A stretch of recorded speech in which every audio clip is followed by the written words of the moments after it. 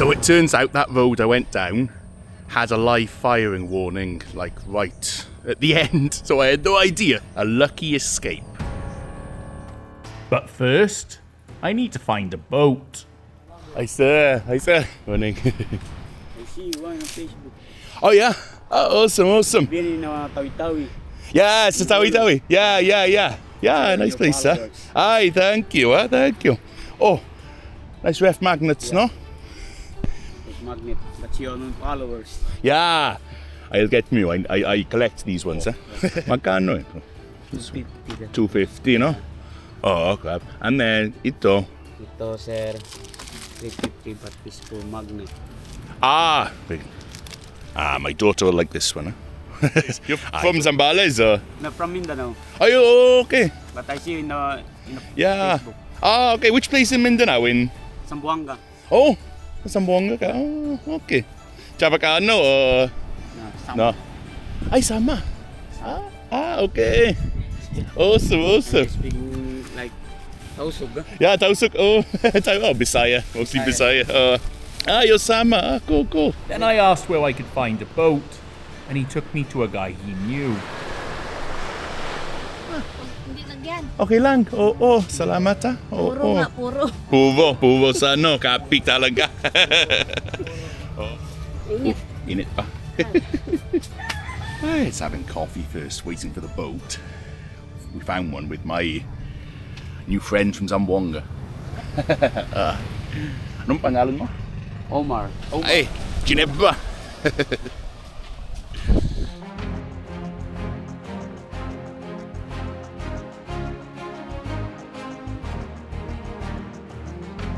And they have to time this perfectly. Okay, salamat.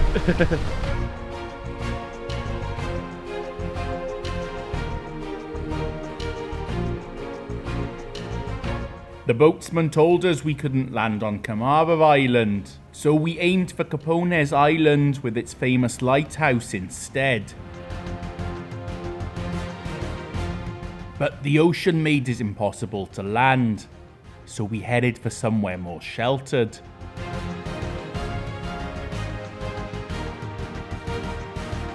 Here, the cliffs stand tall against the West Philippine Sea, and behind Anawangin Island is a cove of the same name, where once again, the boatsmen have to catch the waves perfectly.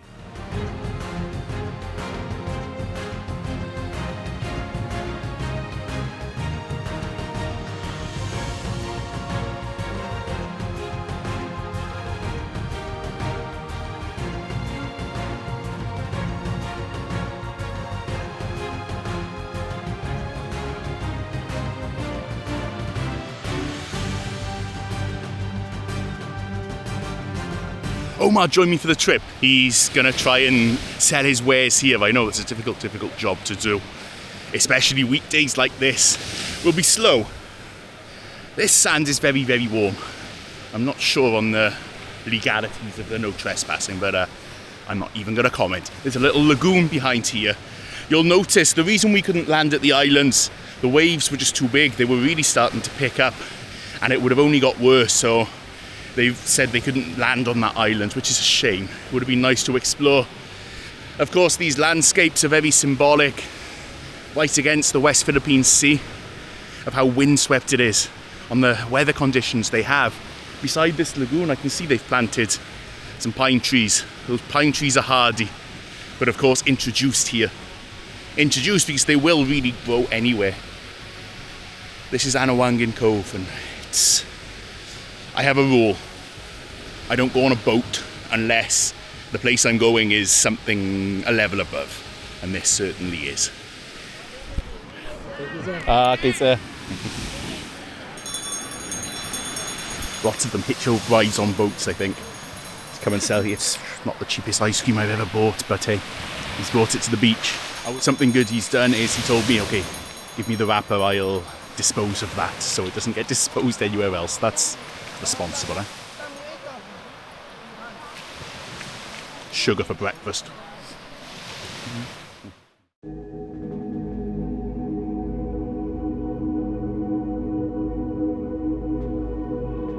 Sometimes the most rugged is the most beautiful.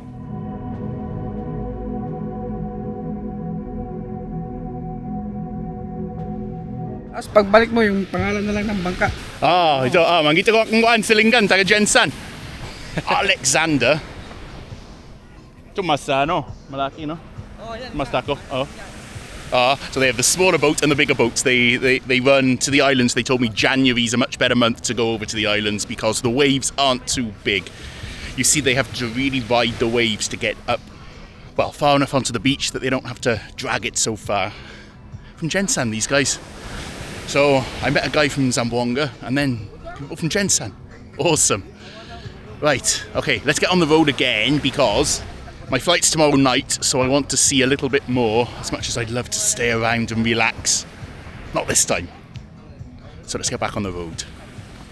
Dito lang ka. Okay. Ano man, parang Sabado Domingo yung daming tao, no? Sabado Domingo marami. Marami. Sige. Ingat. Bye-bye.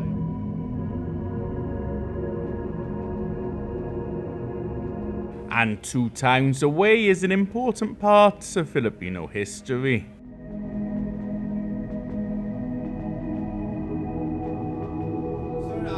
This was the name of the horse is Victory, the name of his horse. He loves horseback riding. The 7th president of our country who grew up here and now telling about his life from his childhood until his death.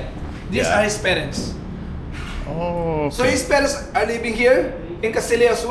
When they got married, they went to Iba. When he was 7 years old, when they're living in Iba, they have a hard time. So eventually they returned here in Castillejos and his parents built the old house, 2-story home. Their business was metal foundry and carpentry shop. They made the kind of plows, carriages, and other things. They sold it to the public. So that's why they became one of the richest family here in Castillejos. They were craftsmen. Yes, they're craftsmen. Sir. His parents, of course, were craftsmen. Yeah. Wow, okay. And Magsaysay, during his childhood, he helped his parents, his father. He's also, I may say, blacksmith. Or helping his father, of course, because he's the second among the 8 children. Of course, you are with your dad, helping him. Yeah. He's the only president who worked as a mechanic in a bus company. This is the name of the bus company, Tritron. The first bus company to run from Manila to Zambales. But eventually, when it became bankrupt, it was bought by the newly found company, Victory Liner. So at the same time, he's studying and he's working while studying commerce. So we can encourage the students, the people to study while working. He's a working student. He wants to live independently by himself, not through the help of his parents. The Zambales military district, of course, defeated the Japanese here in Zambales. Before the forces of the Americans in Pangasinan landed here in Zambales, they were surprised because, the Zambaleños, together with the American officials, freed the Zambales against the Japanese. I see, and then he went to Congress. Yes, he was invited or he was encouraged by his province mates because he's a very popular, leader during those times. Bus company manager, a guerrilla. Then he was encouraged to become a politician. His first and only political job as congressman. He didn't finish his second term as congressman because he was invited or appointed by President Quirino to become the Secretary of National Defense. Some of his job were these two. This part is that probably the problem during those times were peace and order caused by the Muslim rebels and the communist rebels, which he must perform or he became successful in doing that. That we can see the sliding doors. I like your aircon. It looks like antique, no? Of course, kasi namin the kind of cover people that it's a distracting thing. White colored aircon. I like that. yeah. Cool. And Magsaysay went to Mindanao to talk with the Muslim rebels. And he convinced them because he wants to talk to them because he wants to convince them to stop to pacify the place. Yeah. Then eventually they surrendered. Aside from that, there were some groups from the aside from Muslim rebels, the Hook rebels. Of course, they're communists and of course caused trouble. And Magsaysay talked to this a relative of Jose Rizal, a descendant from his relatives, Kumander Rizal, who eventually convinced by Magsaysay to return to the government, again go back to the democracy, and he surrendered. And he gave the names of the officials of the Politburo to Defense Secretary Magsaysay. They eventually were captured. Yeah. Some of the things that he also did were the EDCOR, the project of the government, Economic Development Corps. If the communist rebels surrendered, they were given a second chance and eventually they will receive financial assistance. and they can give, they will receive lands. If you're living in Luzon, you can receive lands and financial assistance in different parts of the Philippines like Visayas or Mindanao to start your new life. I see. Okay. Quirino is the president when he appointed Magsaysay, and in the constitution, you can run for second term. Second term, yeah. So of course he was defeated, governed nearly the whole Philippines with the equivalent votes. wow. During his time, of course, 1 peso bill, yes. Yeah. Okay. I didn't know that. It really looks like the That dollar. kind of a Okay. peso appears during the presidency of President Rojas and lasted the peso, the 1 peso, up to President Marcos' time, when eventually ordered the creation of the coin. But tragically, President Magsaysay didn't finish his first term. Very busy schedule that we didn't know the next day he will die. March is our graduation month. He was invited by 3 universities in Cebu City, Cebu. These are his official schedules. March 17, the plane took off 1:15 a.m. But 15 minutes later, that tragedy happened. Yeah. This is the part where people usually ask us if there's a survivor. Yes, Oh. there's only one survivor, Nestor Mata.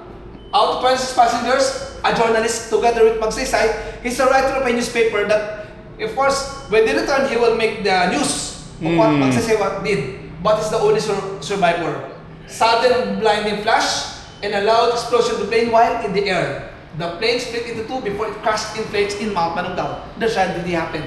From Malacanang of 2 days wait, the procession, where people, again, the champion of the masses, was paraded with huge number of people. It's called Manila, leading to Independence Grandstand, now we call Quirino Grandstand. Now it became a huge place, and at the back is the Manila Ocean Park. So people you see there like ants or sand as compared. Yeah. Ramon Magsaysay died at the age of 49. His wife is 7 years younger, and she just became a widow at the age of only 42. When Ramon Magsaysay was still alive, he requested to his wife, "We will die, but if I die, just bury me with the common people." So he was buried in the largest public cemetery in Metro Manila, Cementerio del Norte, now we call Manila North Cemetery, together with the common people. He's still there today. Yes, sir. Oh. An excellent memoir, and there's so much more inside, including this handmade wooden rowing machine. An excellent last stop before leaving this incredible province behind, as I make a 2-hour journey towards Tarlac.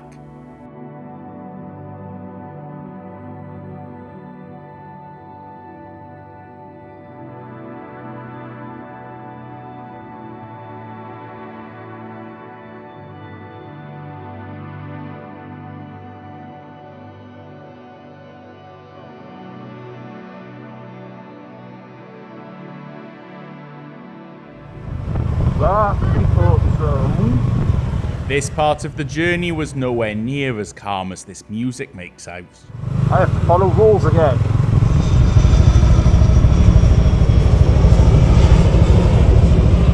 Clark is a former US, then Philippine base.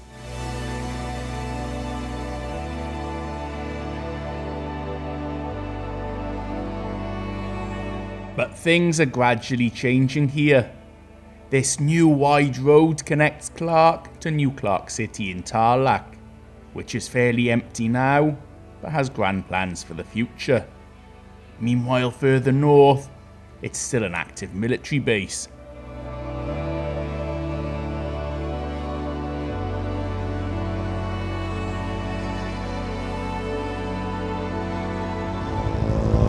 All this is lahar from the eruption of Pinatubo. Crazy wide.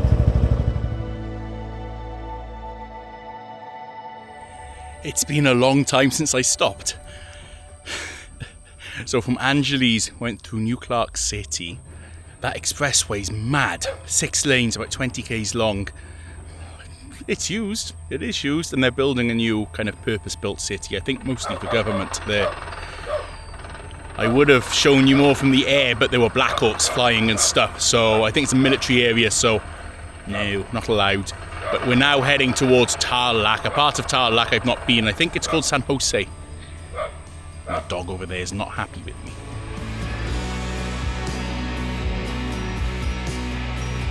So you might think, why is there such a wide road in the middle of the mountains? Well, this, I believe, is Botolan Zambales through Tarlac Road, which has been under construction for about 12 years, still isn't finished, but eventually will connect the two provinces.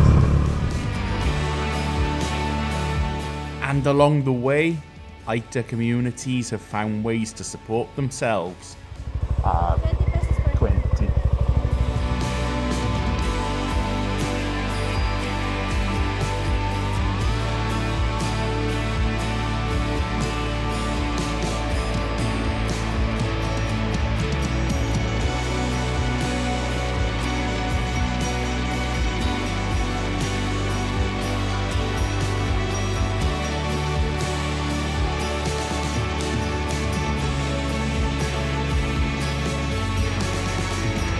The mountain views from Sitio Baag are awesome, but in the distance, I could see the end of the road.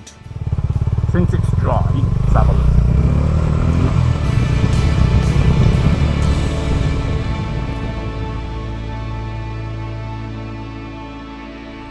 Behind me in the distance is the end right now of the Capas to Botolan Road. So, well, at some point in the future, I'm not going to say soon, they've been building this for 12 years, you'll be able to cross these mountains over into Zambales from Tarlac. These mountain roads, there's lots of them popping up all over the country. Let's go back down. I want to have a little bit more of an explore around Tarlac while it's still... There's a couple of hours of sunlight left. Let's do it.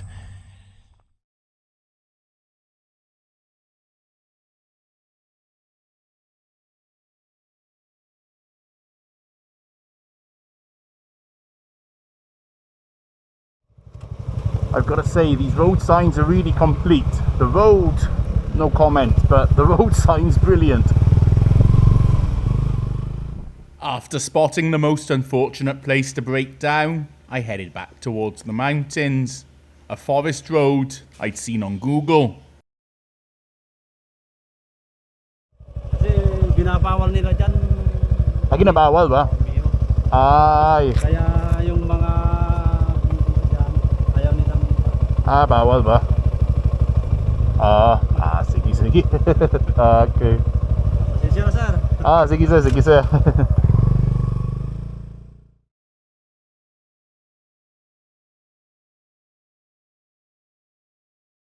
A shame, as it looks like an incredible forest road that one day will connect with Palawig in Zambales.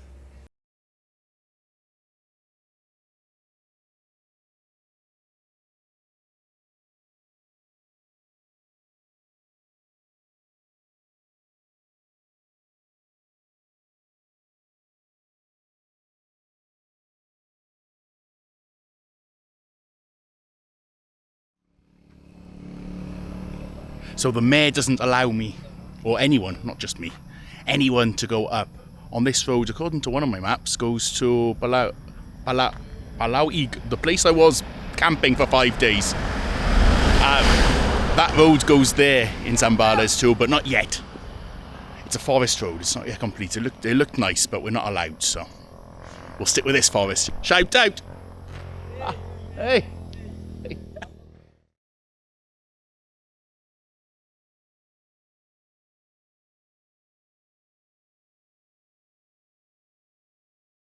The sun's setting over Tarlac City, so we'll be back tomorrow with a new route that I found on Google Maps. Good luck, world.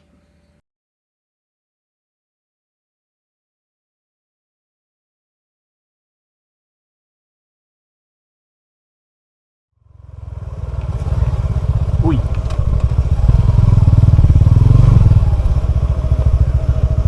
Quarry road, I think.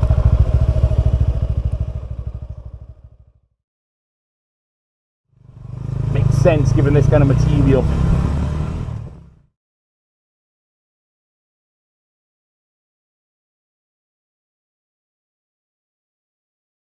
And just after the quarry, the road became like this. This part here, I don't think gets maintained very well.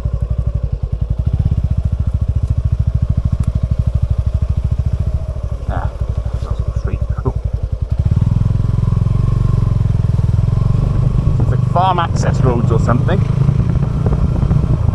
Not there's tricycles, okay. Can't be that bad. Interesting. Oh, shit, that's deep. It's deeper than I thought.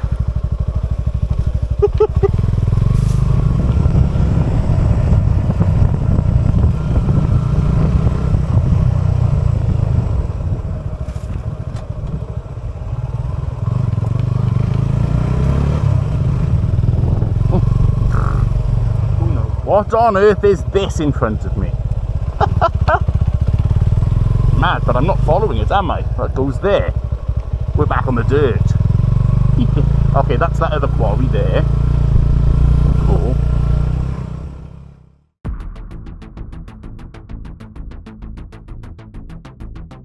From Google Maps, this looked like an area of river quarries. I had no idea about what I was about to find further down the road.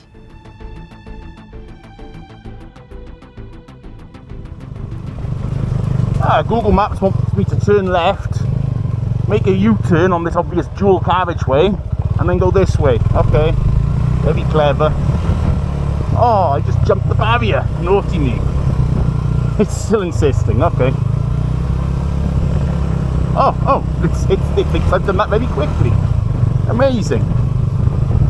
I think this sand's really good for construction. I have a feeling some of it's come down from the eruption of Pinatubo. I'm not sure, but I have a feeling it is. And we're back in the world. Oh, there's another random Philippine Air Force. I'm going to go over there. Wait.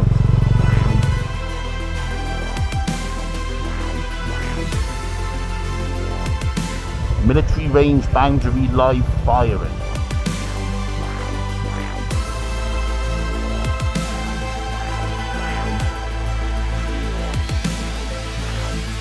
It says do not enter there as well. So it turns out that road I went down had a live firing warning, like right at the end. So I had no idea. Apparently that was a live firing zone. So that's a lucky escape. Or not.